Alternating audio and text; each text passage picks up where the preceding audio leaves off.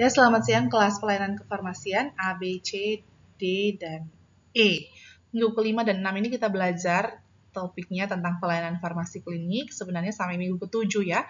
Hanya minggu ke-7 itu adalah waktunya Anda, ya karena student center learning, saya akan berikan kesempatan untuk Anda membuat ringkasan dan kesimpulan dari topik pertemuan kelima dan 6 ini dalam bentuk mind mapping. Jadi Anda perhatikan dulu video atau penjelasan Ibu dan kuliah di kelas tentang pelayanan farmasi klinik, baru Anda buatkan kesimpulan ataupun gambaran yang Anda pahami. Ya.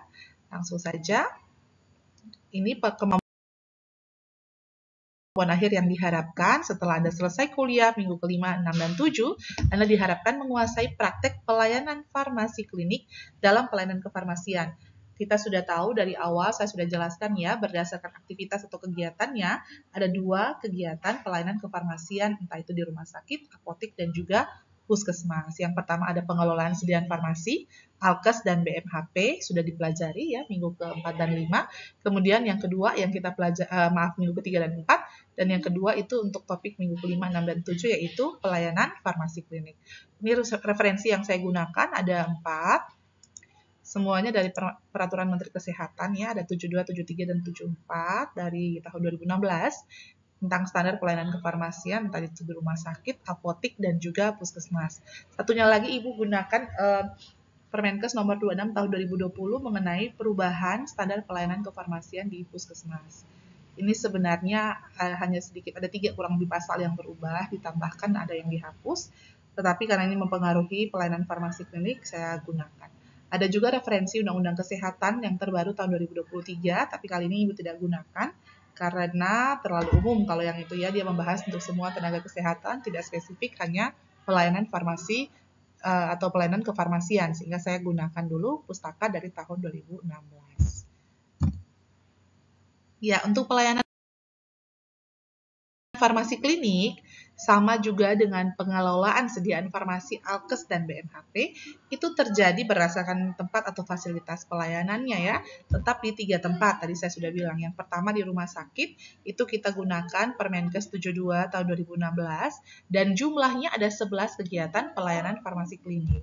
Sedangkan pada apotek atau di apotek dari Permenkes 73 tahun 2016 ada 7 kegiatan pelayanan farmasi klinik. Demikian juga di puskesmas dari Permenkes 74 tahun 2016 dan perubahannya pada Permenkes 26 tahun 2020 ada 7 kegiatan.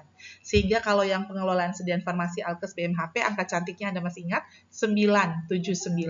Kalau untuk pelayanan farmasi klinik itu ada 1177 gitu.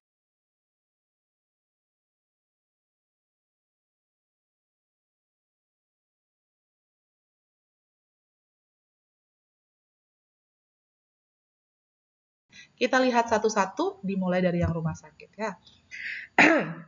Di sini ada penelusuran riwayat penggunaan obat, kemudian rekonsiliasi obat, dispensing untuk sediaan steril, dan yang terakhir pemantauan kadar obat dalam darah. Jadi ada 4 aktivitas yang sudah saya sebutkan barusan ini, dia hanya dilakukan di rumah sakit, tidak dilakukan di apotek, juga di puskesmas. Nah, sekarang Anda mungkin penasaran, dari 11 itu masih ada 7, di mana lagi aktivitas lainnya, Bu? Nah, berarti kita lihat, mungkin saja dia beririsan dengan puskesmas atau dia beririsan dengan apotek dan puskesmas, jadi ketiganya di sini ya. Dari 11 dikurang 4 masih ada 7. Nanti kita lihat atau kita bahas kembali. Kita pindah dulu ke apotek. Itu ada 2 kegiatan yang hanya terjadi di apotek. Yang pertama itu dispensing. Tapi dispensing sebenarnya ya seyogyanya kita lakukan juga di rumah sakit dan di puskesmas. Hanya untuk membedakan antara dispensing sediaan steril dan dispensing saja. Maka berdasarkan Permenkes, kita karena tadi rujukan kita yang itu ya, dispensing hanya terjadi di apotek. Kemudian yang berikutnya ada home pharmacy care atau pelayanan kefarmasian di rumah. Nah, pelayanan kefarmasian di rumah ini juga sebenarnya jika memungkinkan, jika SDM-nya cukup ya, kemudian jika waktunya ada, maka pasien yang selesai rawat inap, jadi dia KRS, pulang ya, kembali keluar rumah sakit, dan dia butuh pemantauan rutin berkaitan dengan penggunaan obatnya, sebenarnya jika memungkinkan bisa juga dilakukan di rumah sakit. Namun di Indonesia sepertinya masih belum ada ya, setahu saya, setahu Ibu. Tidak tahu kalau saya kurang terpapar informasi terbaru. Jadi sementara ini home pharmacy care hanya dilakukan oleh apoteker yang ada di apotik atau klinik, juga dispensing. Dari 7 kegiatan yang ada di apotik, ternyata hanya 2 yang terjadi di apotik, berarti masih kurang 5. Untuk puskesmas ada 7 kegiatan, namun ternyata tidak ada satupun kegiatan yang hanya terjadi di puskesmas. Wah, berarti 7 kegiatan ini saling beririsan. Sudah ada bocorannya yang gambar ungu dan gambar biru. Artinya ada yang dia beririsan dengan rumah sakit, ada yang dia beririsan dengan apotik dan rumah sakit. Kita mulai dulu dari yang space-nya warna ungu, itu ada visite. Visite ini dia beririsan antara rumah sakit dan puskesmas, artinya bisa terjadi di kedua fasilitas pelayanan kesehatan tersebut. Tapi perlu dicatat ya bahwa yang terjadi di puskesmas itu kalau puskesmasnya memang punya fasilitas rawat inap. Jika tidak, kegiatan atau aktivitas ini tidak dilakukan. Yang berikutnya ternyata ada EPO atau evaluasi penggunaan obat. Itu juga dia beririsan antara rumah sakit dan puskesmas. Jadi bisa dilakukan di rumah sakit dan puskesmas. Mengapa demikian? Mengapa tidak dilakukan di apotik? Sebenarnya kalau dari tujuan dan aktivitas EPO itu sendiri, karena kita lihatnya secara kuali dan kuanti berkaitan dengan penggunaan obat yang rasional dan persepannya, maka memang cocok dilakukan di rumah sakit dan puskesmas karena ada tenaga kesehatan yang bekerja sama dengan kita dalam hal ini berkaitan dengan peresepan atau penggunaan, yaitu dokter, peresepan atau penggunaan obat ya, yaitu dokter. Sedangkan di apotik tidak semua apotik punya praktek dokter. Beda kalau dia klinik ya. Nah, itu mungkin juga bisa dilakukan EPO jika memungkinkan supaya ada perbaikan dan perubahan untuk penggunaan obat yang rasional atau peresepan bagi pasiennya. Nah, jadi kita sudah lihat di rumah sakit sudah ada 4 kegiatan plus 2, jadi ada 6. Di puskesmas ada 2 kegiatan, di apotik ada 2 kegiatan. Di rumah sakit masih kurang 5, karena sudah ada 6 ya, di puskesmas masih kurang 5 juga untuk sampai 7, juga di apotik. Artinya 5 itu kemungkinan besar ada di sini, dan memang benar ada di irisan antara rumah sakit, apotik, dan juga puskesmas. Yang pertama, ada pengkajian dan pelayanan resep, kemudian ada PIO atau pelayanan informasi obat, ada konseling, ada PTO, pemantauan terapi obat, dan juga ada MESO, monitoring efek samping obat. Kita akan bahas satu-satu dan Ibu akan mulai dari 5 aktivitas pelayanan farmasi klinik yang terjadi di ketiga fasilitas pelayanan kefarmasian ini ya. Baru kita break satu-satu yang hanya terjadi di entah itu rumah sakit, apotik, atau puskesmas dan rumah sakit. Ya.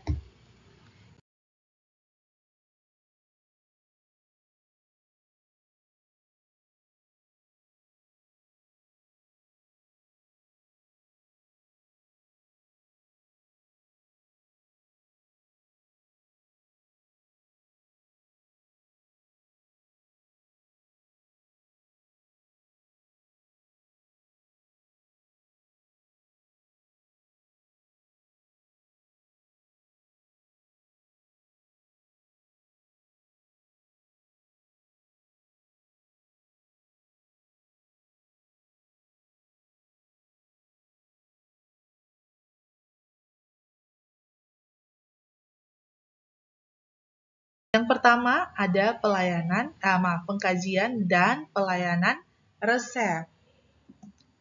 Karena kita bicara tentang resep, saya hadirkan dulu nih contoh resep ya.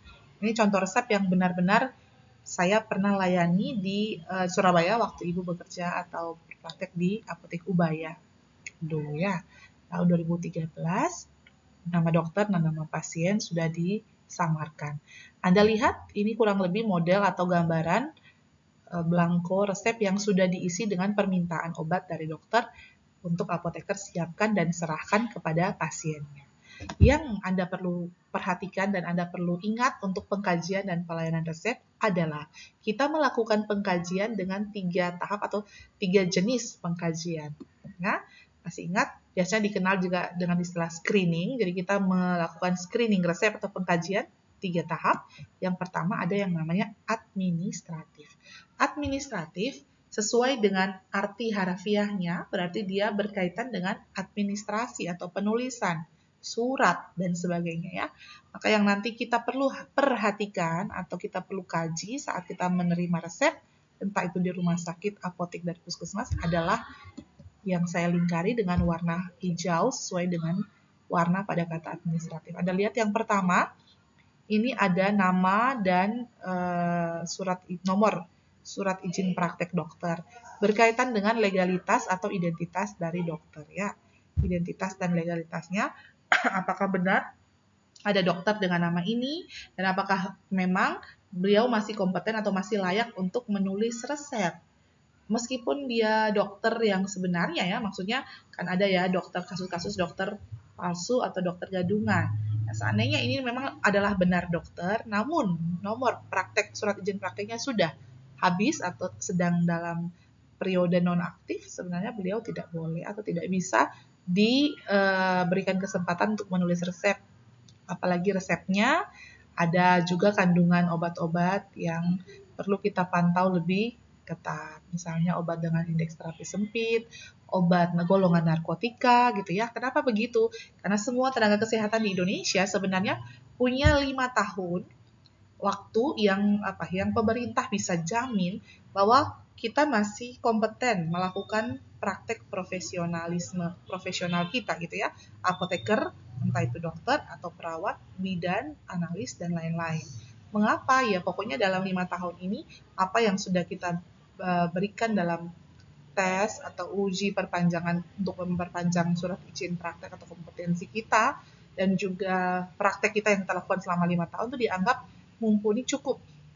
Kalau tidak diupdate atau tidak diuji lagi dalam 5 tahun setelah 5 tahun, pemerintah tidak bisa menjamin ini apakah ada ilmu baru, informasi baru dan kita sudah terpapar atau belum masih kompeten atau tidak. Makanya setiap 5 tahun tenaga kesehatan di Indonesia masih harus melakukan perpanjangan untuk izin kompetensi dan profesionalismenya ya. Jadi kita perlu cek ini legalitas dan identitas dokter.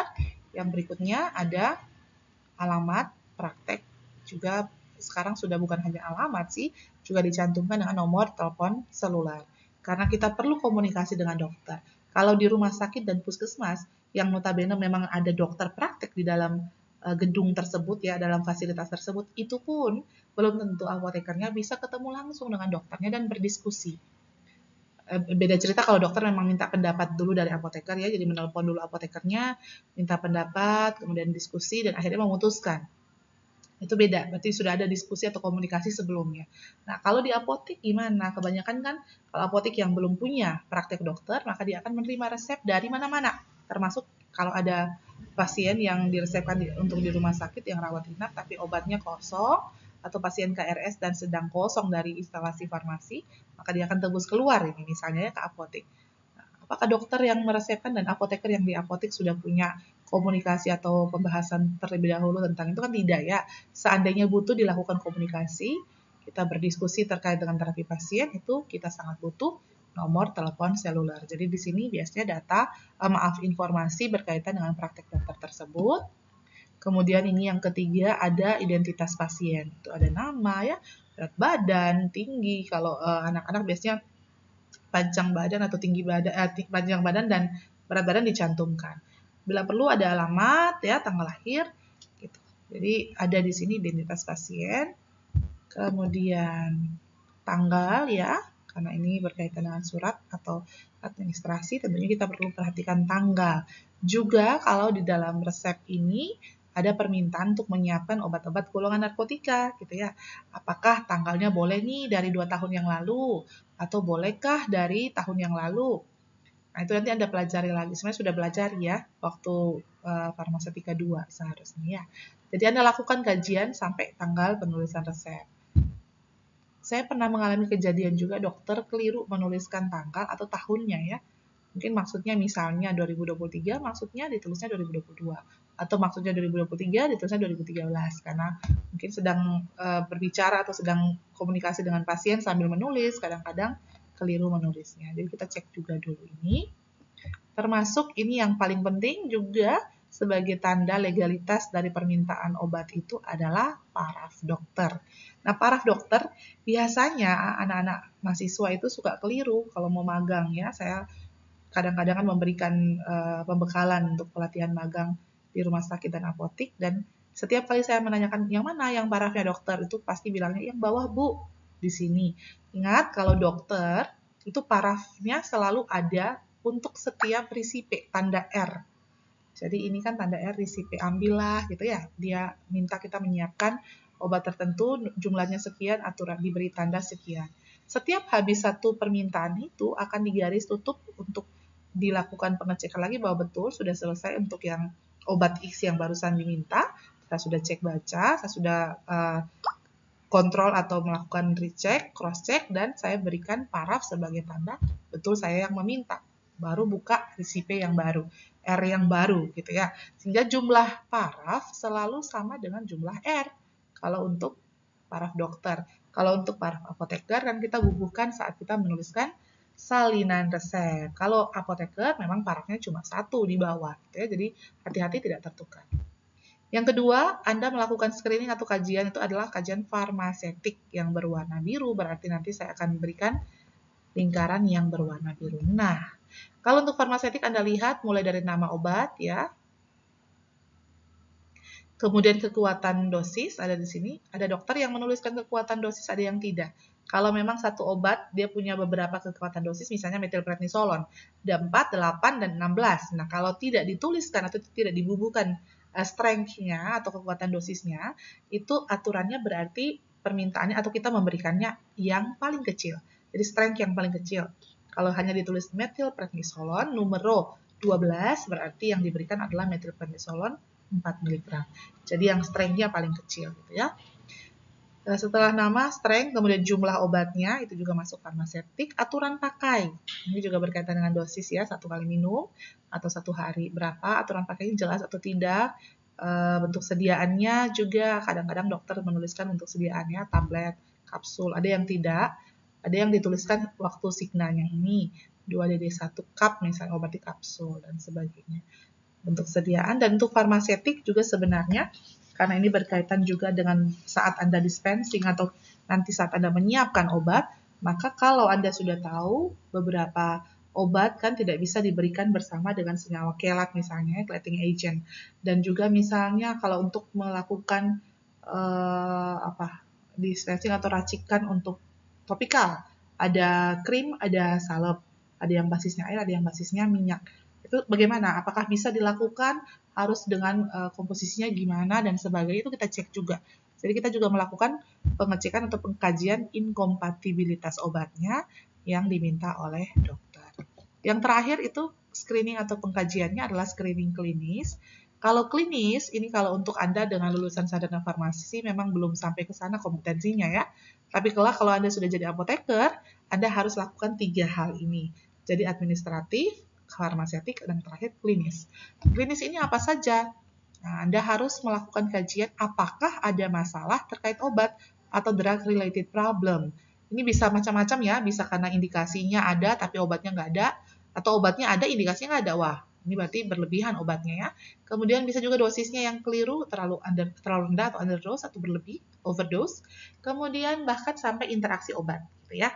Jadi kita cek semua, jika ada memang masalah terkait obat, kita bisa komunikasikan. Makanya tadi saya bilang kita butuh yang namanya telepon, nomor telepon seluler dari dokter yang meresepkan obat. Ini saya punya contoh dokumentasi untuk pelayanan obat resep. Saya kreditnya ini untuk apotek Ubaya ya, karena saya mencontoh, maksudnya apa yang sudah saya lakukan dulu di apotek Ubaya, di bawah bimbingan dan pimpinan Ibu Lisa Aditama. Waktu itu beliau menjadi apoteker penanggung jawab ya sejak apotek Ubaya dibentuk tahun 99. Saya waktu itu untuk koordinator pelayanan farmasi klinik diminta mengisi kurang lebih seperti ini. Jadi kalau ada pelayanan obat resep, ini kita buat formnya sendiri untuk membantu kita mengontrol apakah kita sudah melakukan kajian atau screening resep tadi, yang 3 hal yang harus kita lakukan tadi ya.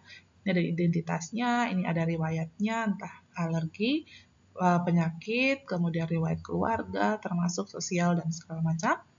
Ini analisis screeningnya, jadi Anda sudah lakukan tidak administratif. Kalau sudah, ada problem tidak, kemudian bagian farmasetiknya gimana, dan ini klinis. Diisi saja sesuai dengan kolomnya. Kemudian ini apa yang kita pikirkan atau kita analisa dari peresepan obat yang pasiennya terima. Jadi pemikiran apoteker terhadap terapi obat. Berdasarkan tadi kan sudah kita tulis tuh semuanya, nama obatnya dan lain-lain. Nah, untuk indikasi apakah ada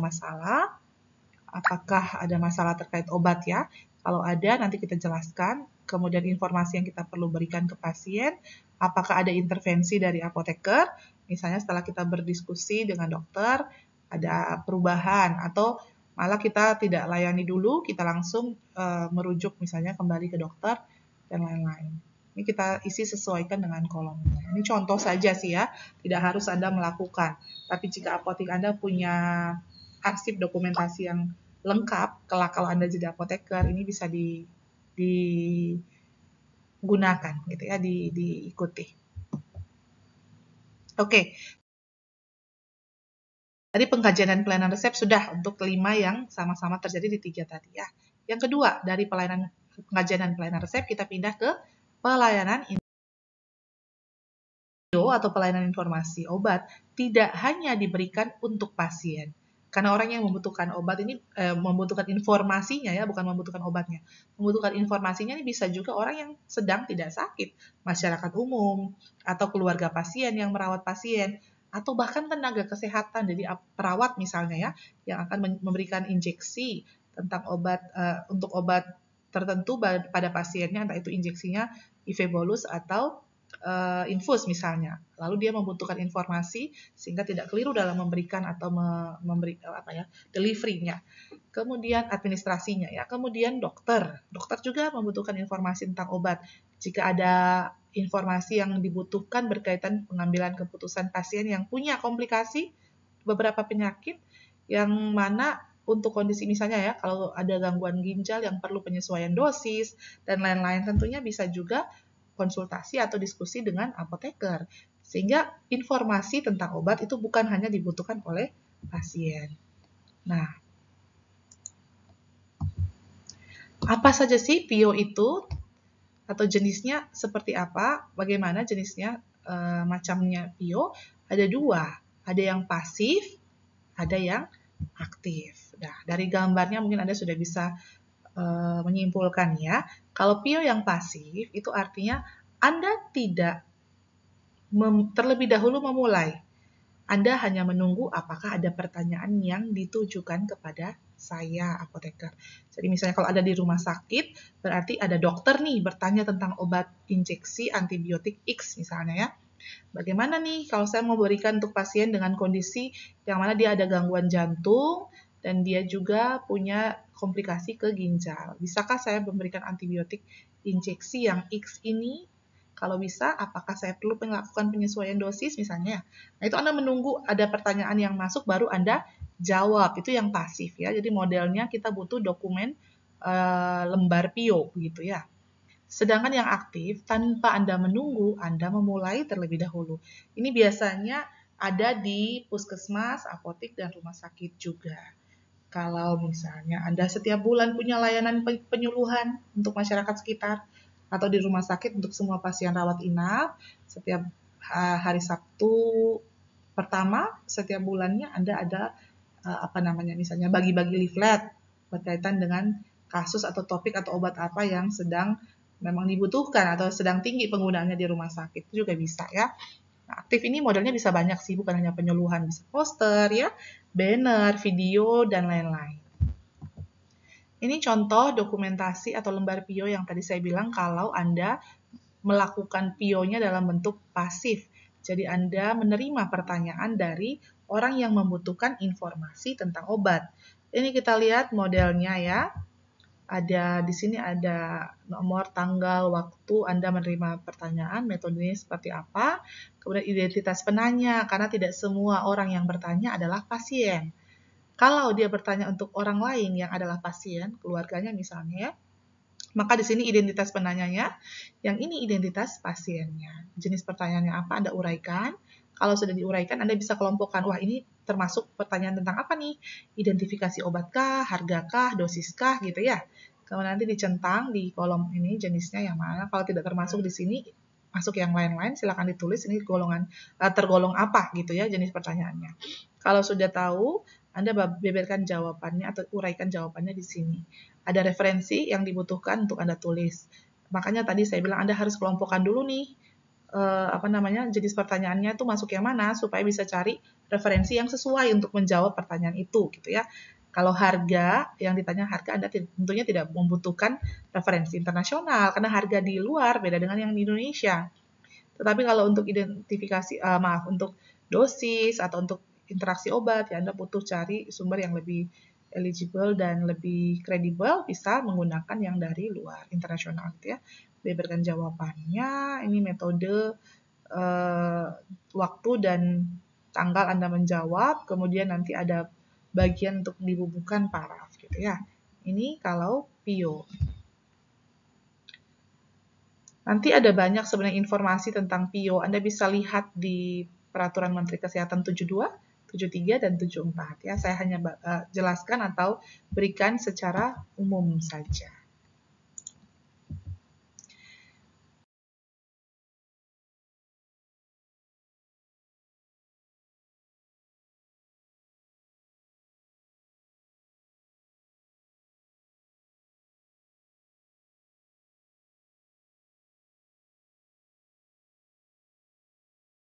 Kemudian yang ketiga itu ada konseling untuk yang terjadi di rumah sakit, apotek,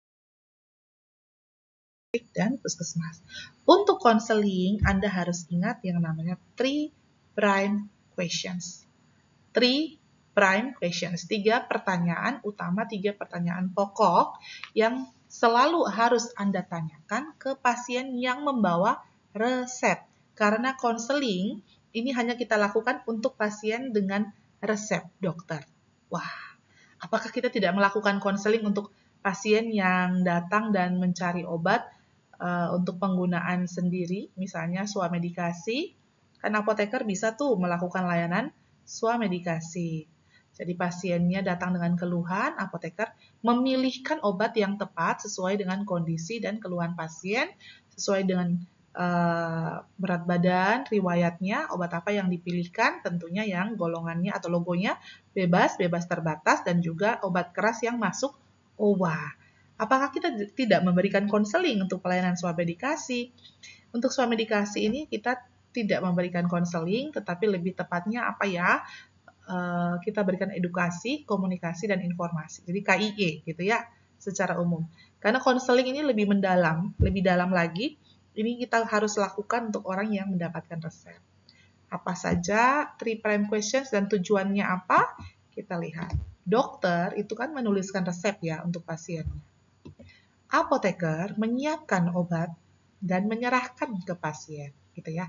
Nah, tadi saya sudah bilang di awal, belum tentu dokter dan apoteker berkomunikasi dulu, baru dokternya memutuskan menulis resep. Banyak sekali kejadian dokternya menulis resep, apotekernya tidak tahu apa yang dimaksudkan dokter untuk resep pasien ini. Maksudnya, kenapa kok memilih obat ini dan sebagainya gitu ya. Tidak ada komunikasi di awal.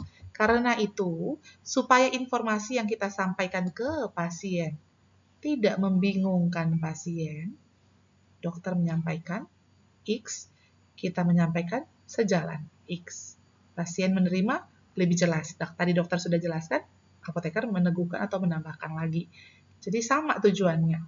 Kalau tidak dikonfirmasi dengan 3 prime questions, itu bisa saja informasi yang kita sampaikan, ini dokter sampaikan X, kita sampaikan Y. Berbeda, tidak sejalan. Lah kok bisa ya? Nanti mungkin Anda bertanya, bagaimana Bu bisa terjadi hal demikian? Padahal kan dokter sudah tahu obatnya, kita juga tahu obatnya. Semua sama-sama belajar tentang obat. Masa bisa berbeda? Karena ini salah satu contoh yang sederhana. Karena tidak semua obat itu hanya ditujukan untuk satu indikasi. Misalnya, parastamol yang sederhana ya. Indikasinya kalau Anda yang umum, mungkin Anda akan bilang parastamol untuk analgesik, atau mungkin Anda bilangnya antipiretik. Lebih cenderung antipiretiknya, jadi penurun demam, penurun suhu, gitu ya, mengatasi demam. Padahal bisa juga kan parastamol untuk analgesik. Nah, dokter meresepkan parastamol ini tujuannya apa? Kalau kita tidak lakukan konfirmasi dengan 3 prime questions, misalnya dokternya untuk pusing, kita jelaskan untuk demam, nah tujuannya berbeda. Dokter bilang X, kita bilang Y, pasiennya bingung. Karena kita tahu pasien adalah tujuan akhir dan dia ketercapaian efek terapinya ya, manfaatnya, kemudian peningkatan kualitas hidupnya itu yang penting, yang kita harus tuju dalam pelayanan kefarmasian, maka wajib dilakukan ini, konfirmasi dengan 3 prime questions, agar informasi yang dokter maksudkan sama juga yang dengan kita jelaskan ke pasien. Gitu ya. Nah, 3 prime questions ini modelnya pertanyaan terbuka. Saya perlu ingatkan karena saya lihat beberapa contoh video di YouTube, minta maaf, itu rekan sejawat apoteker melakukan betul, mencontohkan waktu pelayanan konseling dengan memulai bertanya menggunakan 3 prime questions. Hanya cara bertanyanya itu pertanyaan tertutup. Jadi misalnya, apakah sudah dijelaskan mengenai obatnya? Nanti jawaban pasiennya ya sudah atau ya dan tidak. Sudah, belum, gitu ya. Padahal yang dimaksudkan dengan 3 prime questions itu bukan pertanyaan tertutup. Dia pertanyaan terbuka karena kita harus menggali apa yang sudah pasien pahami tentang informasi obat yang diresepkan oleh dokter. Tidak pertanyaan tertutup. Apa saja tuh pertanyaannya? Nah, yang pertama, apa yang disampaikan dokter mengenai obat Anda? Kalau kita menambahkan kah di belakang kata apa, apakah dokter sudah menyampaikan atau apakah Anda sudah menerima informasi tentang obatnya? Nanti jawabannya tertutup juga ya dan tidak. Jadi coba diusahakan. Ini juga ala bisa karena biasa ya. Tidak apa-apa kalau di awal kita bingung atau kita lupa dan akhirnya kita menanyakan secara atau model pertanyaan tertutup. Jadi apakah sudah disampaikan dokter mengenai obatnya, Bu? Kalau pasiennya bilang ya, berarti kita gali lagi. Bisa tolong dijelaskan atau apa yang tadi disampaikan? Apa informasi yang dokter sampaikan gitu. Jadi kita gali lagi dengan pertanyaan kedua untuk melengkapi ini questions yang pertama, prime questions yang pertama ya. Kemudian sebelum itu saya mau jelaskan dulu. Apa yang disampaikan dokter tentang obat Anda tadi saya sudah contohkan yang paracetamol. Misalkan juga ada obat yang penggunaannya off label, metformin misalnya ya. On labelnya dia sebagai anti hiperglikemia atau dia menurunkan gula darah pada pasien diabetes. Tapi kan dia punya penggunaan off label nih untuk pasien PCOS ya, polycystic ovary syndrome. Nah, kalau seperti ini, kita tidak konfirmasi dulu apa yang disampaikan dokter tentang obatnya, Bu, gitu ya. Pasiennya ibu-ibu nih, atau pasiennya seorang gadis usia 30 tahun dapat metformin. Kalau kita tidak konfirmasi, wah ini pasti orangnya diabetes. Kalau langsung dijelaskan, ini Bu, obat diabetesnya, wah pasiennya bisa kaget gitu ya. Jadi kita pastikan dulu nih, apa yang disampaikan dokter tentang obatnya. Nanti dokter, mungkin pasiennya akan bilang, oh tadi dokter bilang tuh, saya dapat obat, ini kayak obat diabetes, tapi saya gunakannya bukan untuk diabetes, karena saya punya kondisi PCOS. Yang mana obat ini juga bisa atau memang termasuk dalam daftar obat yang diberikan untuk terapi PCOS. Misalnya seperti itu ya. Jadi pastikan dulu. Yang kedua, apa yang dokter jelaskan mengenai cara penggunaan obatnya. Atau di sini saya tulisnya apa yang dijelaskan dokter tentang cara pemakaian obat Anda. Kita tidak perlu terlalu kaku dan pertanyaannya baku seperti itu ya. Intinya, untuk yang kedua, kita mau gali bagaimana cara menggunakan obatnya yang sudah disampaikan oleh dokter. Misalnya, dokter bilang obatnya nanti dibagi dua, diminumnya setengah, itu dibagi duanya dengan misalnya ya pisau yang bersih. Atau dibagi duanya dengan pemotong tablet. Atau dihancurkan dulu, kemudian ditambahkan air sedikit atau sirplus dan diminum. Misalnya kalau pasiennya tidak bisa menelan ya, atau lain-lain. Jadi kita pastikan dulu dokter sudah menjelaskan tentang cara minum obatnya tidak. Termasuk waktunya nih kalau berkaitan dengan cara. Misalnya 1 kali sehari, dokternya bilang pagi, kita jelaskannya malam. Bingung pasiennya, ini yang benar yang mana, dokter yang salah atau kita gitu ya. Jadi apa yang sudah dokter jelaskan mengenai obatnya, Bu? Kalau pasiennya bilang, oh ini katanya minumnya sekali sehari, jadi pagi aja gitu. Kenapa pagi? Dijelaskan tidak Bu tadi oleh dokternya, misalnya belum ya, kita akan menambahkan informasi untuk melengkapi mengapa dokter memilih pagi gitu ya misalnya. Dan seterusnya. Untuk yang ketiga, apa yang dijelaskan dokter tentang hasil yang diharapkan setelah Anda selesai atau setelah Anda menerima terapi obat tersebut. Ini juga penting. Saya lihat ada beberapa rekan sejawat kalau bertanya 3 prime questions itu diubah jadi 2 prime questions ya. Karena yang ketiga ini kadang-kadang dilewati. Padahal ini juga penting, apa yang dokter sudah sampaikan jika atau apa yang dokter katakan mengenai hasilnya, Bu, setelah Anda selesai menggunakan obatnya. Misalnya dokternya bilang, oh Bu, nanti setelah selesai resepnya, kembali lagi ke saya ya Bu ya, kita harus lakukan penyesuaian dosis. Misalnya pasiennya ternyata mendapatkan kortikosteroid dan untuk jangka waktu 2 minggu butuh tapering off. Jadi harus kembali lagi untuk diturunkan pelan-pelan, disesuaikan lagi dengan apakah pasien mengalami efek samping dan sebagainya. Jadi ternyata pasiennya diminta kembali ke dokter. Maka ini kan kita harus berikan informasi juga supaya pasiennya jelas mengapa dia harus kembali, supaya patuh gitu ya. Atau kan ternyata setelah menerima terapi, dokternya minta ke lab untuk periksa beberapa pemeriksaan atau beberapa hasil dari pantauan efektivitas obatnya. Jadi mau ditunjukkan dengan marker-marker yang ada, tapi harus dilakukan pemeriksaan di lab dulu. Itu juga kita bisa sampaikan supaya pasiennya patuh, gitu ya. Satu hal juga yang Anda perlu ingat bahwa 3' questions ini dilakukan atau ditanyakan di awal sekali sebelum Anda melakukan dispensing. Jadi sebelum tadi pengkajian dan penyiapan pelayanan resep yang di jenis kegiatan yang pertama, kita menerima resep. Waktu menerima resep, konfirmasi dulu nama, identitas pasien, sudah benar, sudah sesuai. Kalau sudah, sebelum kita siapkan, kita tanyakan dulu. Tadi sudah disampaikan dokter mengenai obatnya, Bu. Apa saja yang dijelaskan dokter, gitu ya. Kemudian yang kedua, apa yang dokter ceritakan mengenai cara pemakaiannya, Bu? Yang ketiga, apa yang dokter sampaikan jika sudah selesai menggunakan terapi ini? Supaya apa? Jika tadi itu ya, misalnya dokternya menyampaikan untuk aturan pemakaian diminta pagi, kalau untuk yang 1 kali sehari, misalnya itu adalah diuretik. Maka Anda tulis tuh di situ di etiketnya. Nanti waktu Anda dispensing, waktunya menulis etiket, Anda bisa menuliskan pagi, atau malam hari, atau 30 menit sebelum makan. Jadi kita tanyakan dulu di awal 3' question sebelum kita lakukan dispensing obat.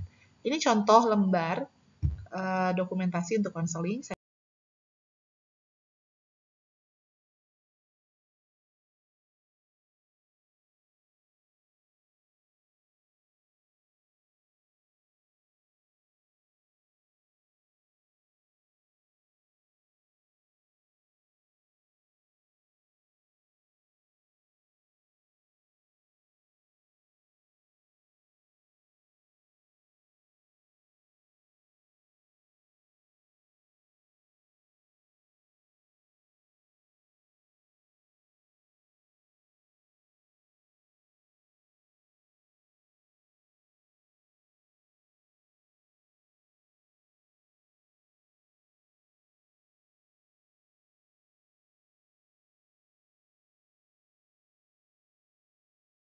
Yang keempat itu ada pemantauan terapi obat. Nah, ini pemantauan terapi obat, contoh dokumentasinya, lembarnya seperti ini. Kita harus lakukan ini di rumah sakit, apotek maupun puskesmas ya. Modelnya sama semua, ini saya ambil yang dari apotek, tapi dari rumah sakit juga bisa seperti ini. Jadi identitas pasien, kemudian tanggal, ini catatan pengobatannya. Apa saja nama obatnya, ada identifikasi masalah terkait obat atau tidak, kalau ada tindak lanjutnya apa gitu ya. Nanti bisa disesuaikan kalau di rumah sakit atau puskesmas punya kolom atau informasi yang perlu ditambahkan selain yang ini. Apa sih tujuan pemantauan terapi obat itu? Kita harus pastikan bahwa efikasi terapi itu meningkat. Jadi pemantauan terapi obat supaya manfaat atau efek farmakologi yang diharapkan itu meningkatkan efektivitas atau efikasi terapi dan menurunkan atau meminimalkan reaksi obat yang tidak dikehendaki, juga masalah terkait obat. Karena pada prinsipnya itu, ya, seorang apoteker dalam melakukan praktek profesional kefarmasiannya, dalam terapi obat yang digunakan pasien itu 2 saja prinsipnya. Pemantauan yang harus dia lakukan dan harus dipastikan gitu ya. Yang pertama adalah pemantauan untuk manfaat terapi. Jadi efikasi obatnya, efikasi terapinya. Kita tentunya tak menargetkan harus meningkat dong.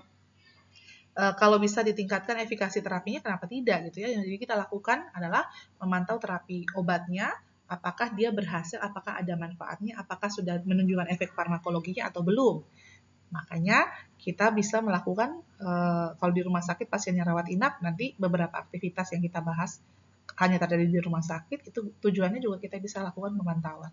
Atau kalau apoteker melihat data pemeriksaan lab dan tanda-tanda vital, itu juga kita bisa lakukan pemantauan apakah efikasi terapinya sudah baik gitu ya. Misalnya obat infeksi, Kita mau lihat, ini obatnya sudah bekerja dengan baik tidak nih antibiotiknya gitu ya. Apakah tanda-tanda infeksinya sudah berkurang atau hilang? Ya kita lihat dari tanda-tanda vitalnya, demamnya gimana, tekanan darahnya gimana, kemudian pemeriksaan laboratorium, leukositnya bagaimana. Kalau jika infeksinya misalnya pneumonia dan kita butuh CRP juga pemeriksaan, kita cek lagi dan seterusnya. Jadi apoteker melihat pemeriksaan lab, melihat tanda-tanda klinis, kondisi umum, dan juga tanda-tanda vital, itu bukan untuk menyaingi dokter dan memilihkan obat yang baru, gitu bukan ya. Kita mau memastikan apakah efikasi terapinya sudah ada atau sudah baik, apakah bisa ditingkatkan, dan seterusnya. Yang kedua, yang kita perlu pantau ya apoteker, itu adalah berkaitan dengan efek samping atau keamanan penggunaan obat. Jadi tidak ada salahnya juga Anda melihat laboratorium, hasil laboratoriumnya misalnya untuk obat-obat yang ternyata diduga bisa meningkatkan kreatinin kalau digunakan pada pasien-pasien tertentu. Anda bisa Anda bisa ajukan ke dokter atau di lembar rekam mediknya, catatan pasien kalau di rumah sakit ya, minta untuk pemeriksaan kreatinin dilengkapi setelah berapa hari penggunaan. Untuk memastikan ini ada peningkatan atau tidak, atau peningkatan SGOT-PT, fungsi hati, ya, fungsi liver. Itu juga bisa diberikan catatan. Jadi Anda harus pastikan manfaat terapinya sebesar-besarnya, risiko atau kerugiannya, reaksi obat tidak dikehendaki, masalah terkait obat itu sekecil-kecilnya. Gitu ya. Jadi kita memastikan terapi obat itu efektif dengan tahu efikasinya ada atau tidak, kemudian aman dengan tahu kita menurunkan atau meminimalkan ROTD dan DRP, dan juga rasional. Sudah PTO, berikutnya yang terakhir itu adalah monitoring efek samping obat untuk semua pelayanan kefarmasian atau pelayanan farmasi klinik yang terjadi di 3 tempat tadi ya, apotek, rumah sakit, dan puskesmas ada 5 kan ya. Ini yang kelima, monitoring efek samping obat. Meso ini menggunakan nilai atau skor Naranjo ya, jadi Naranjo score. Naranjo score nanti ada pelajari sepertinya di semester 6, patient safety ya. Bagaimana cara menghitung? Jadi ada 10 kurang lebih pertanyaan yang dikaitkan dengan dugaan efek samping yang terjadi akibat penggunaan obat tertentu gitu ya. Ini dilakukan di apotek, puskesmas, dan rumah sakit. Biasanya lembar dokumentasinya disebut lembar kuning. Nah, kenapa kuning? Saya pikir mungkin karena seperti lampu lalu lintas, kalau kuning harus berhati-hati. Kuning warnanya menarik sekali ya, eye catching sekali, sehingga mungkin digunakan warna kuning gitu ya. Nanti lembar meso ini yang berwarna kuning itu selalu ditujukan ke Badan Pengawas Obat dan Makanan Nasional. Jadi BPOM. Tujuan akhirnya adalah BPOM. Kenapa? Karena saat Anda melakukan meso atau monitoring efek samping obat, sebenarnya Anda sedang ambil bagian dalam surveillance, post-marketing surveillance, atau pengawasan atau pemantauan pasca pemasaran gitu ya. Pemantauan pasca pemasaran obat. Kok harus dipantau? Kan sudah dapat izin edar misalnya ya. Nah, obat yang mendapatkan registrasi dari FDA misalnya, itu artinya kan dia sudah bisa dipasarkan. Obat-obat inovator, berarti dalam rentang waktu tertentu hanya pabrik tersebut yang boleh memproduksi dan mendistribusikan gitu ya. Nah, ternyata banyak kejadian itu setelah didistribusikan ada saja ya yang bisa terjadi dan tidak tercatat atau terdokumentasi saat dilakukan uji klinis terlebih dulu. Misalnya saya ambil contoh vaksin COVID-19. Vaksin yang baru COVID-19 ini kan digunakan setelah 2020 ya, awal 2021. Jadi dia disiapkan kurang lebih 1 tahun. Padahal biasanya obat baru belasan tahun. Semua proses dilewatkan. Apakah ada proses yang dilewatkan? Tidak. Semua proses dilakukan. Tetapi waktu pelaksanaannya dipersingkat. Sangat singkat. Karena singkat, tentunya termasuk uji klinis, tidak semua orang dari berbagai ras atau usia bisa dijadikan responden dalam uji klinis, gitu ya. Waktu interim analisis atau interim report, artinya laporan tengah-tengah sedang melakukan uji klinis itu saja kan banyak yang mengalami efek samping ini dan itu. Nah, waktu sudah digunakan secara luas, bisa saja orang dengan ras tertentu atau genetik tertentu mengalami efek samping atau reaksi yang berbeda dengan yang sudah tercatat selama uji klinis gitu ya. Makanya kita apoteker sangat mulia sekali kalau Anda memang bisa melakukan monitoring efek samping obat, gitu ya. Jadi kalau seandainya besok-besok Anda bekerja di apotek, rumah sakit, puskesmas, kemudian pasien Anda kembali setelah misalnya kemarin atau tadi Anda jelasin tentang obat, dia datang lagi atau dia menelpon, ada gangguan atau masalah, ternyata Anda duga itu karena penggunaan salah satu dari obat yang sudah diterima tadi, Anda harus buat laporan meso ini. Apakah semua efek samping obat kita harus catat pada lembar meso? Tidak. Efek samping obat yang biasanya jarang terjadi, misalnya asam efenamat, paling umum kan dia nyeri ya, nyeri lambung, berkaitan dengan ketidaknyamanan pada gastrointestinal dari lambung Anda, mual mungkin atau perih gitu kan. Tetapi ini tiba-tiba muncul penggunaan asam efenamat dan orangnya anafilaktik shock atau orangnya mengalami alergi yang menyebabkan pembengkakan wajah dan tungkai misalnya ya, ini contoh. Dan Anda duga karena memang asam efenamat, maka itu harus dibuatkan laporan meso ini. Jadi Anda jawab pertanyaan Naranjo tadi, dihitung skornya, dipastikan untuk Anda kirim ke Badan POM. Kalau dulu sih lewat kantor pos, kalau saya tidak keliru ya, tapi sudah berapa tahun terakhir itu sudah ada sistemnya, sangat mudah, tidak sulit. Kalau kita mau meluangkan 1 jam mungkin untuk mengurus administrasi ini dan kita laporkan, itu sudah sangat bermanfaat ya untuk perkembangan atau perubahan tentang obat itu, jadi kebijakan tentang obat itu ke depan. Sehingga lebih banyak lagi orang yang bisa terselamatkan. Bisa saja kan kejadian yang Anda alami, pasien Anda alami sekarang bisa sama atau bisa mungkin terjadi dengan orang atau pasien yang ada di India. Karena nantinya sebenarnya Badan POM ini akan meneruskan ke badan internasional yang lebih tinggi lagi supaya informasi itu juga diketahui oleh negara-negara lain berkaitan dengan penggunaan obat yang mengalami reaksi efek samping yang tidak lazim tadi. Gitu ya. Ini contohnya yang dari Permenkes 72, modelnya warna putih sih, tapi biasanya warna kuningnya. Oke, tadi kita sudah bahas 5 aktivitas pelayanan farmasi klinik yang terjadi di rumah sakit, apotek, dan puskesmas. Sudah 5, berarti di rumah sakit masih kurang 6, apotek masih kurang 2, puskesmas masih kurang 2. Kita bahas satu-satu ya. Nah, untuk yang di rumah sakit, penelusuran riwayat penggunaan obat, rekonsiliasi obat, dan visite saya gabung jadi satu. Mengapa? Karena mirip. Mirip bukan berarti sama ya.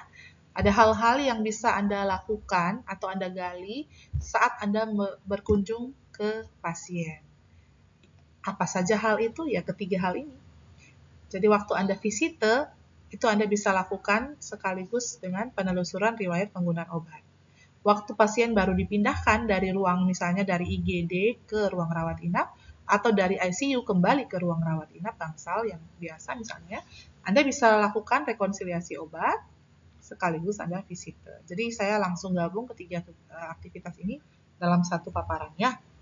Ini sebut saja pasien Anda sedang dirawat di rumah sakit dan Anda sebagai apoteker datang melakukan visite. Apa saja yang perlu dicatat? Jadi take home message-nya untuk penelusuran riwayat penggunaan obat itu ini, kita lihat yang warna biru ya. Jadi waktu Anda melakukan penelusuran riwayat obat itu Anda sebenarnya melakukan wawancara, bertanya langsung ke pasien atau ke keluarga pasien kalau pasiennya tidak bisa diajak komunikasi. Dan Anda melihat dari data pada rekam medis, karena di rekam medis itu ada catatan dari dokter, juga perawat ya. Ada juga CPPT ya, yang Anda sudah pelajari di Interprofessional Education. Di situ kan karena dia catatan terpadu, terintegrasi untuk pasiennya, ada berbagai nakes yang mencatat di situ, Anda juga bisa lihat dari situ. Kenapa kita mau lihat dari situ? Ya mungkin ada informasi berkaitan dengan riwayat penggunaan obat pasien gitu ya, yang tidak disampaikan pasien secara lisan saat kita wawancara. Apa saja yang dicatat? Nanti Anda catat nama obatnya, kemudian dosis obatnya, bentuk sediaannya apa, bagaimana menggunakannya, indikasi, durasi, ROTD, bahkan reaksi alergi atau riwayat alergi, dan jumlah obat sisa. Ini terutama kalau untuk obat yang pasiennya minum sendiri, kalau perawatnya mengantarkan setiap kali minum UDD, unit dose dispensing, satu tablet, itu diminum atau tidak gitu ya. Ini yang Anda tanyakan bukan hanya obat yang digunakan saat dirawat di rumah sakit sekarang, tetapi juga termasuk obat-obat non-resep yang terkadang lebih banyak malah yang pasien gunakan atau pasien minum sebelum pasien dirawat inap. Jadi dipastikan juga dari keluarganya, ini ada tidak bapak atau ibunya minum obat-obat lain selain obat ini, misalnya suplemen ya, atau vitamin, atau sekedar obat yang didapatkan dari teman, dari kenalan, dari pesan online gitu ya, untuk membantu mengatasi kondisinya. Karena saya temukan banyak sekali hal-hal yang begini. Ini juga perlu kita catat dan kita analisa nantinya apakah ada hal-hal yang ada kondisi atau obat-obat yang bisa mempengaruhi perawatan pasien saat ini, gitu ya. Untuk rekonsiliasi obat itu prinsipnya kan Anda melakukan apa ya? Perbandingan antara instruksi pengobatan dengan obat yang sudah diterima atau didapatkan oleh pasien. Biasanya kalau pasiennya itu tadi saya cerita ya, kalau dia pindah dari ruangan yang satu ke ruangan yang baru, atau dari ICU kembali ke bangsal, atau dari bangsal masuk ICU, atau dari IGD masuk rawat inap, dan seterusnya. Atau bahkan dari rumah sakit tipe C, dia dirujuk ke tipe B, dan akhirnya Anda harus lakukan rekonsiliasi obat ini. Anda membandingkan instruksi yang sekarang dengan yang digunakan sebelumnya. Karena misalnya saja di IGD dia mendapatkan anti nyeri misalnya secara injeksi. Nah sekarang waktu kembali ke rawat inap anti nyerinya di switch ke per oral. Itu juga Anda harus pastikan ya, jangan sampai double atau jangan sampai keliru gitu instruksinya tidak sesuai. Kemudian apa saja sih tahapannya waktu Anda melakukan rekonsiliasi obat? Itu yang pertama Anda akan mengumpulkan dulu datanya ya, data obat-obatnya dan instruksinya seperti apa. Kemudian Anda lakukan yang tadi intinya komparasi atau perbandingan, kumpulkan data, komparasi, kemudian konfirmasi ke pasien, konfirmasi ke dokter, dan komunikasi. Jadi ini 4K deh saya buat singkatannya ya. Rekonsiliasi itu tahapan kerjanya ada 4 dan semuanya K. 4K. Yang pertama kumpul data. Yang kedua komparasi. Komparasi Anda bandingkan tadi instruksinya. Yang ketiga konfirmasi. Ke siapa? Ke dokter. Mengapa dokter? Dokter yang menuliskan resep. Dokter yang menuliskan permintaan untuk obat itu. Konfirmasi ke dokter. Dok, ini pasiennya mendapatkan obat X dari IGD, tapi waktu sampai di rawat inap tidak diberikan. Padahal pasiennya dengan kondisi seperti ini dia masih diindikasikan dibutuhkan obat X tersebut, gitu ya. Atau kalau malah berlebih dan perlu di-cut atau dikurangi frekuensi penggunaannya, silakan juga dibahas.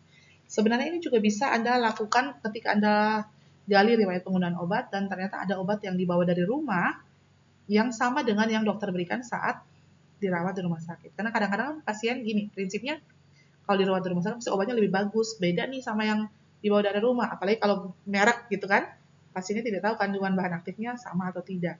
Jadi yang dari dokter di rumah sakit diminum, yang dari rumah tetap diminum. Makanya saat Anda pergi mengumpulkan data proses yang pertama, kalau ada obat-obat yang dibawa dari rumah ternyata saat pasiennya dirawat inap, Anda minta bukan untuk Anda dapat hibah gratis gitu ya, minta untuk kita nanti yang aturkan aturan minumnya, kita aturkan pemberiannya ke pasien. Jadi memang kalau masih mau dilanjutkan di rumah sakit, obat tekanan darahnya misalnya ya, dari rumah, maka kita aturkan ini minumnya kapan, pagi atau siang, atau malam, kita konfirmasi ke dokter. Nanti waktunya minum itu, sistem UDD kan kita kirim satu-satu, misalnya malam, maka malam perawat akan memberikan obat yang dari dokter plus obat yang dari rumah. Jadi dokter tidak perlu lagi meresepkan obat X yang sudah dibawa dari rumah karena ternyata masih dilanjutkan. Kurang lebih seperti itu. Jadi kita konfirmasi ke dokter dulu, yang ketiga, yang keempat baru yang kita yang tadi konfirmasi ke dokter, yang ketiga, yang keempat kita komunikasikan ke pasien. Kita jelaskan, Bu, untuk obat yang dibawa dari rumah tadi, karena ini untuk tekanan darah, saya harus konfirmasi dulu ke dokter. Sekarang ibu masuknya karena kondisi yang lain, misalnya gastritis ya. Apakah obatnya dilanjutkan atau obat tekanan darahnya diganti sementara saat dirawat di rumah sakit. Setelah keluar baru kembali minum obat ini. Jadi saya minta dulu nih Bu obatnya ya untuk saya konfirmasi ke dokter dan kami aturkan cara minumnya. Nanti kalau ternyata ibu keluar rumah sakit obatnya masih ada, kami kembalikan lagi gitu ya. Jadi berikan pemahaman ke pasien. Tujuannya supaya medication error tidak terjadi. Ya. Untuk visite, itu Anda apoteker melakukan kunjungan mandiri biasanya, tapi juga bisa bersama tim profesional kesehatan yang lainnya. Kalau bersama tim ini agak jarang sih ya, karena kadang-kadang tidak ketemu waktu yang pas antara dokter, perawat, kemudian radiolog misalnya ya, gizi klinis dan sebagainya. Jadi tidak apa-apa, Anda juga bisa melakukan kunjungan mandiri sendiri aja ke pasiennya. Jadi bedside visit ya. Ini akan Anda amati kondisi klinisnya. Tadi kan saya bilang, prinsipnya apoteker melakukan pekerjaan profesional kefarmasiannya itu adalah dua, memastikan efek terapi obatnya tercapai, yang kedua keamanan obatnya juga terjaga. Jadi dua hal itu kita harus pantau. Supaya kita tahu obatnya sudah bermanfaat dan obatnya aman, berarti kita harus cari tahu kondisi klinisnya gimana. Kita lihat tanda-tanda vitalnya, kita lihat pemeriksaan laboratoriumnya, kita cek juga dari pemeriksaan catatan rekam medis atau CPPT-nya gitu ya. Lalu kita kaji nih ada masalah tidak nih terkait obat, kita pantau terapi obat, lakukan kita cek apakah ada reaksi obat tidak dikehendaki, pastikan manfaat terapinya meningkat, efek samping atau reaksi obat tidak dikehendakinya menurun atau tidak ada. Ini juga saat kita melakukan visita kita bisa lakukan PIO aktif ya, langsung ke pasien tanpa dia bertanya dulu. Oke. Sudah hampir selesai ya. Kemudian dispensing sediaan steril.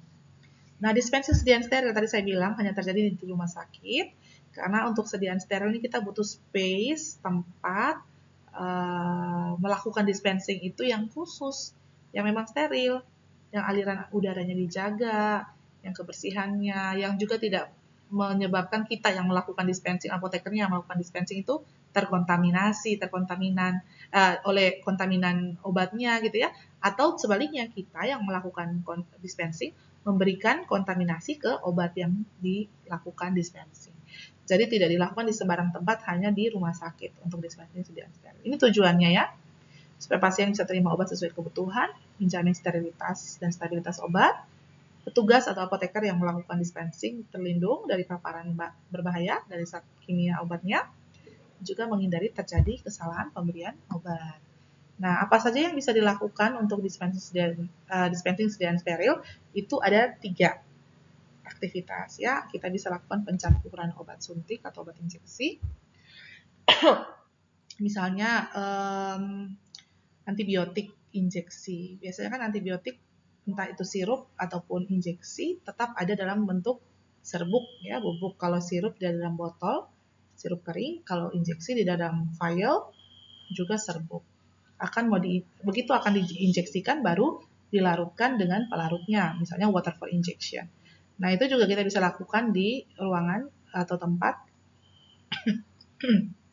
biosafety cabinet itu, pencampuran obatnya kita campurkan dengan cairan pelarutnya tadi, kemudian kita siapkan di syringnya ya, spet injeksinya, nanti di ujungnya kita lindungi, kemudian kita berikan stiker ataupun label antibiotik apa, diberikannya bolus atau disuntikan ke infusnya dan sebagainya. Nanti sampai ke ruangan atau ke bangsal, perawatnya sudah mengerti atau tinggal memberikan sesuai dengan yang kita instruksikan pada etiket gitu ya.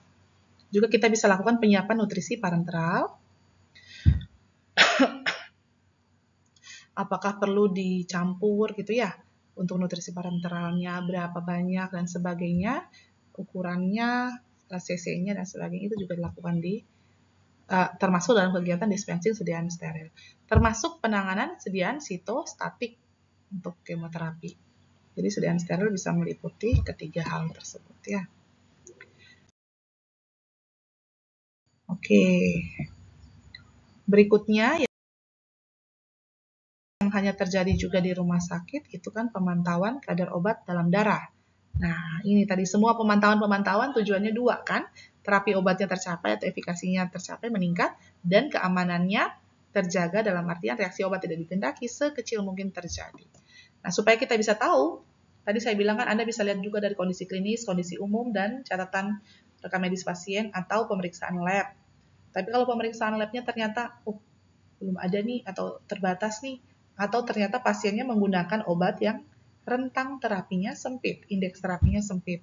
Nanti kalau Anda sudah selesai belajar biofarmasetika dan farmakokinetik, mungkin Anda masih lebih paham gitu ya. Karena obat itu kan dia punya CP min dan CP max gitu ya. Kalau obat-obat yang umum itu rentang terapinya lebar. Ini, jadi kalau dia meningkat sedikit atau terlalu dekat jarak penggunaannya sehingga kadar obat dalam darah atau CP konsentrasi plasmanya naik, dia masih ada dalam rentang ini terapi obat di antara CP min dan CP max. Tetapi kalau obat yang indeks terapinya sempit, artinya jaraknya tipis sekali gitu ya. Kalau dia meningkat sedikit itu dia bisa saja melewati batas CP max-nya. Artinya kalau dia dilewati, dia akan menunjukkan atau memberikan efek toksik gitu ya. Pasiennya bisa mengalami reaksi yang merugikan gitu. Jadi kita harus pantau. Benar-benar kita harus lihat titik-titik. Jadi kalau pemantauan kadar obat dalam darah ini saya tidak tahu kalau di Kupang dilakukan atau tidak karena dia butuh di sekian titik. Misalnya setelah sekian jam penggunaan, kemudian berapa jam lagi diambil dan sebagainya. Kita harus pastikan dia ada dalam rentang terapi gitu ya. PKOD ini bertujuan supaya mengetahui kadar obat dalam darah, memberikan rekomendasi ke dokter. Ternyata kalau memang dalam rentang nih, tapi kok profilnya makin naik nih, makin mendekati CP max, nah kita bisa berikan informasi dan rekomendasi agar dokternya ini memberikan instruksi yang baru atau menyesuaikan untuk dosis dan frekuensi pemberiannya gitu ya. Kegiatannya kita menilai pasien yang membutuhkan PKOD. Tadi saya sudah bilang salah satunya kalau obat yang digunakan adalah obat yang indeks terapinya sempit. Kemudian kegiatannya juga kita bisa diskusi dengan dokter untuk melakukan PKOD dan menganalisis hasilnya serta memberikan rekomendasi. Ya. Ini contohnya yang tadi saya bilang. Jadi kita butuh lihat di beberapa titik seperti apa profilnya dalam darah. Jangan sampai melewati CP max gitu ya.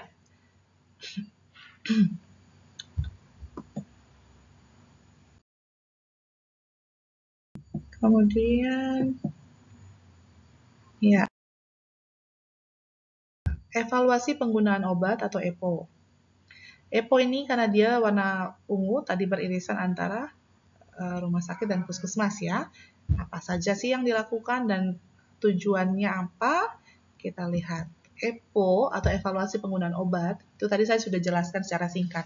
Kita berikan gambaran persentase penggunaan, dia rasional atau tidak, dan sebagainya. Polanya tuh bagaimana, obat-obat apa saja yang paling sering diresepkan, apa yang kurang, padahal obatnya tersedia dan lebih murah, misalnya gitu ya. Jadi tujuannya adalah kita mendapatkan gambaran utuh keadaan terkini seperti apa pola penggunaan obat di rumah sakit atau di puskesmas. Kemudian kita membandingkan pola penggunaan obat pada periode waktu tertentu, misalnya dalam 1 tahun, atau dalam 1 tahun ada 2 kali EPO, tengah tahun yang pertama dan tengah tahun kedua, coba kita bandingkan bagaimana. Karena sebenarnya dengan melakukan EPO ini manfaatnya banyak ya, bukan hanya meningkatkan juga efikasi terapi pada pasien, dapat menurunkan hal-hal yang berlebihan atau merugikan termasuk biaya. Jadi termasuk kita membantu rumah sakit untuk lebih cost efektif ya, lebih efektif terapinya dibandingkan biayanya. Ini juga bisa memberikan masukan untuk perbaikan penggunaan obat. Tadi yang saya bilang, makanya di apotek tidak ada atau tidak wajib karena tidak semua apotek punya dokter yang praktek di situ.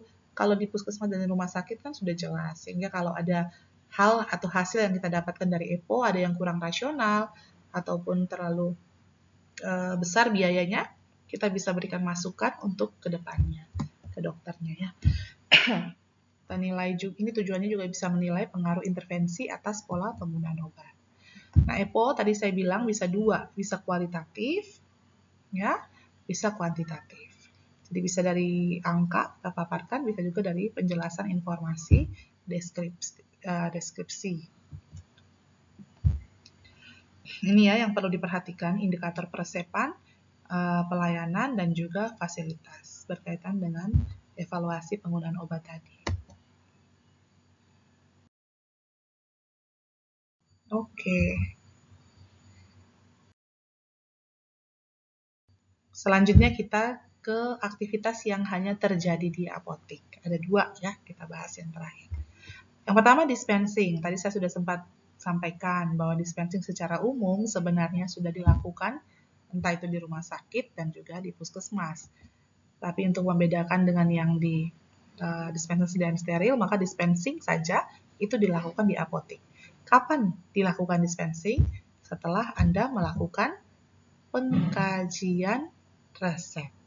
Tadi saya bilang kan, sekarang Anda sudah tahu dan sudah dapat gambaran utuh.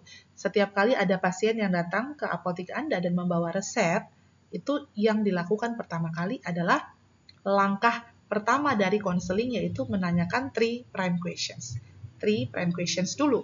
Jadi begitu terima kan Anda konfirmasi dulu nih identitasnya. Setelah oke, pastikan, atau biasanya setelah oke bisa juga Anda menghitung kalau pasien mau mengambil semua obatnya untuk pembayarannya. Kalau BPJS kan gratis, berarti setelah Anda konfirmasi identitas, Anda pastikan 3 prime questions tadi. Langkah awal dari konseling. Setelah 3 prime questions, Anda kan mau menyiapkan nih, seharusnya Anda langsung dispensing. Tetapi sebelum dispensing, ingat, lakukan dulu pengkajian resep dari segi administratif, farmaseutik, dan juga klinis. Sehingga kalau ada hal yang perlu Anda komunikasikan dengan dokter, dikomunikasikan dulu, baru ditindaklanjuti dengan dispensing. Dispensing ini dia mulai dari penyiapan, penyerahan, sampai pemberian informasi obat. Sehingga dispensing juga bisa kita lakukan kalau kita berikan layanan swamedikasi. Misalnya kita berikan layanan swamedikasi dan ternyata obat yang kita berikan itu atau kita sarankan itu ada 2. Yang satunya sirup dan yang satunya tablet. Dan supaya pasien tidak bingung, kita akan berikan label atau etiket juga. Maka itu juga kita lakukan dispensing, penyiapan, sampai penyerahan dengan informasi obat. Gitu ya. Penyiapan itu apa saja? Nanti Anda baca. Semuanya Anda baca dari PMK 727374 ya, karena lebih detail saya jelaskan secara umum saja. Anda siapkan obat sesuai dengan resep, mulai dari jumlahnya, kebutuhannya berapa ya. Kemudian Anda setelah hitung jumlahnya, Anda ambil obatnya sesuai dari rak-rak atau tempat obat itu disimpan. Kemudian setelah diambil, Anda siapkan obatnya. Jika ada peracikan, silakan Anda lakukan peracikan. Kalau ada kapsul atau ada puyer, silakan disiapkan. Atau kalau ada resep untuk racikan topikal, tadi untuk krim dan ada beberapa krim atau krim dan salep untuk dimasukkan dalam pot, silakan siapkan. Atau kalau ada sirup kering, Anda bisa lakukan rekonstitusi dengan memberikan atau menambahkan aquades air ya. Gitu. Kemudian memberikan etiket, itu juga bagian dari penyiapan obat. Ditulis, kenapa tadi saya bilang kok sebelum melakukan dispensing Anda kaji dulu, dan sebelum kaji resep Anda pastikan dengan 3 prime questions supaya nanti waktu Anda menuliskan etiket itu sudah sesuai dengan apa informasi yang Anda terima saat Anda memastikan atau menanyakan 3 prime questions gitu ya. Setelah diberikan etiket, Anda masukkan ke dalam wadah sesuai dengan bentuknya untuk menjaga mutu dan menghindari dari penggunaan yang salah. Dan setiap obat harus pada wadahnya sendiri. Jadi 2 obat, 2 wadah. Tidak dalam satu klip itu kita gabung 4 obat gitu ya. Kan ini kan stripnya beda-beda nih Bu. Nggak apa-apa dong dipisah. Gampang kan gitu kan. Maksudnya jelas namanya dan etiketnya dijepret misalnya dengan staples. Itu pun tidak ya. Jadi kalau Anda menggunakan klip, sebaiknya satu klip untuk satu jenis obat. Supaya pasien tidak bingung gitu ya. Untuk tadi saya sudah bilang untuk pelayanan obat non-resep atau swamedikasi kita berikan edukasi dan informasi mengenai obat sesuai dengan yang semestinya untuk obat golongan bebas, bebas terbatas maupun keras yang masuk OWA. Yang terakhir, pelayanan kefarmasian di rumah atau home pharmacy care. Home pharmacy care ini Anda perlu memastikan dan Anda perlu prioritaskan kelompok mana yang saya akan berikan layanan ini. Karena di apotek itu tugasnya kita bukan hanya melakukan pelayanan farmasi klinik ya. Apoteker penanggung jawab juga melakukan pengelolaan sediaan farmasi Alkes BMHP dan juga pelayanan farmasi klinik. Pelayanan farmasi kliniknya saja ada 7 model kegiatan. Jadi kita tidak punya waktu yang sangat luas untuk berkunjung ke semua pasien. Pastikan atau prioritaskan siapa-siapa yang harus saya kunjungi dalam 2 minggu sekali atau setiap bulan sekali. Misalnya lansia, kemudian pasien dengan penyakit kronis, pasien dengan keterbatasan atau pasien disabilitas, penyandang disabilitas, misalnya ada pasien tunarungu, suaminya normal, istrinya tunarungu. Selama ini ada komunikasi dengan suami, itu tidak ada salahnya Anda berkunjung untuk membantu memastikan ya penggunaan obatnya sudah benar atau ada kesulitan dari pasiennya. Pasien lansia misalnya yang punya diabetes, jantung, gangguan ginjal, itu juga bisa Anda jadwalkan kunjungan ke rumah. Tentunya setelah Anda mendapatkan persetujuan. Jadi mekanisme atau alurnya itu Anda baca di PMK 73, Anda janjian dulu nanti dengan pasien. Pasien bersedia, kapan waktunya yang cocok, baru Anda kunjungi ke rumah gitu ya. Jenis pelayanan kefarmasian di rumah yang bisa dilakukan ini ada sekian, silakan dibaca dan dipelajari. Anda bisa lakukan assessment masalah terkait obatnya, Anda bisa identifikasi kepatuhannya, ini Anda bisa cek dari mana? Anda bisa tanyakan jumlah obat sisa, jadi pill count ya. Anda bisa saja tuh misalnya 2 minggu sekali, seharusnya sudah 14 hari yang lalu, obatnya yang ditebus dari 14 hari yang lalu tuh ada 30, seharusnya sekarang tinggal 16 dong. Ternyata hari ini saya lihat ada 21, berarti ada 5 obat yang tidak diminum sesuai dengan waktunya atau kelewatan. Itu kita bisa cek dari situ ya. Bisa kita lakukan pendampingan pengelolaan obat dan atau alkes kalau pasiennya menggunakan alkes, atau kalau menggunakan insulin kita bisa pantau, bisa bantu apakah kesulitan selama ini, bagaimana cara menyuntiknya, kita lihat mintakan contoh dia melakukan suntikan. Jadi kita berkunjung di waktu-waktu yang berdekatan dengan penggunaan insulinnya gitu ya. Konsultasi masalah terkait obat atau bahkan masalah kesehatan secara umum juga kita bisa lakukan saat kita kunjungan ke rumah. Kemudian monitoring tadi ya, memastikan efektivitasnya tercapai dan keamanannya terjaga. Semua yang Anda lakukan, Anda harus dokumentasi supaya jelas informasinya dan Anda bisa baca lagi kalau Anda mau berkunjung gitu ya. Jadi tidak lupa waktu kunjungan sebelumnya itu apa saja yang saya catat, apa saja yang menjadi perhatian. Apakah sudah berubah, apa yang harus saya pantau atau ubah itu harus diperbaiki, sudah membaik atau belum, dan sebagainya. Ya. Oke. Sudah selesai untuk pelayanan farmasi klinik. Dari 11, 7 kegiatan. 11 di rumah sakit, 7 apotik, dan 7 puskesmas. Ada 5 aktivitas yang beririsan di puskesmas, apotik, dan rumah sakit. Ada 2 yang saling beririsan antara rumah sakit dan puskesmas. Apa saja itu tadi sudah saya paparkan. Kalau Anda ada pertanyaan, silakan bisa diajukan saat kita ketemu di pertemuan ke-7 atau bisa menemui saya di ruangan saya. Ya. Semoga bermanfaat. Selamat siang dan selamat menyiapkan tugas untuk minggu yang ke-7.